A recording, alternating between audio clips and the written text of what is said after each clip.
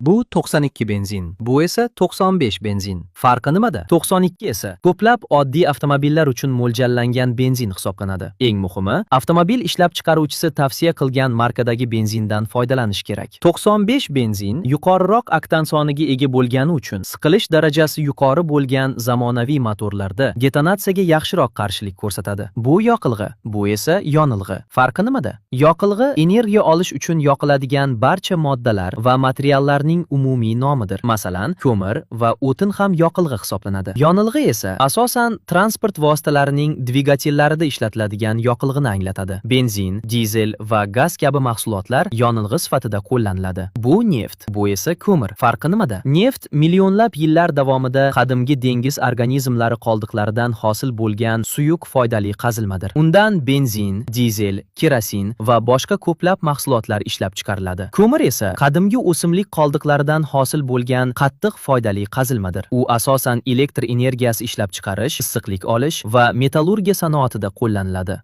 Bu 92 benzin, bu esa 95 benzin. Farqi nimada? 92 esa ko'plab oddiy avtomobillar uchun mo'ljallangan benzin hisoblanadi. Eng muhimi, avtomobil ishlab chiqaruvchisi tavsiya qilgan markadagi benzindan foydalanish kerak. 95 benzin yuqoriroq oktan soniga ega bo'lgani uchun siqilish darajasi yuqori bo'lgan zamonaviy motorlarda detonatsiyaga yaxshiroq qarshilik ko'rsatadi. Bu yoqilg'i, bu esa yonilg'i. Farqi nimada? Yoqilg'i energiya olish uchun yoqiladigan barcha moddalar va materiallarning umumiy nomidir. Masalan, ko'mir va o'tin ham yoqilg'i hisoblanadi. Yonilg'i esa asosan transport vositalarining dvigatellarida ishlatiladigan yoqilg'ini anglatadi. Benzin, dizel va gaz kabi mahsulotlar yonilg'i sifatida qo'llaniladi. Bu neft, bu esa ko'mir. Farqi nimada? Neft millionlab yillar davomida qadimgi dengiz organizmlari qoldiqlaridan hosil bo'lgan suyuq foydali qazilmadir. Undan benzin, dizel, kerosin va boshqa ko'plab mahsulotlar ishlab chiqariladi. Ko'mir esa qadimgi o'simlik qoldiqlaridan hosil bo'lgan qattiq foydali qazilmadir. U asosan elektr energiyasi ishlab chiqarish, issiqlik olish va metallurgiya sanoatida qo'llaniladi.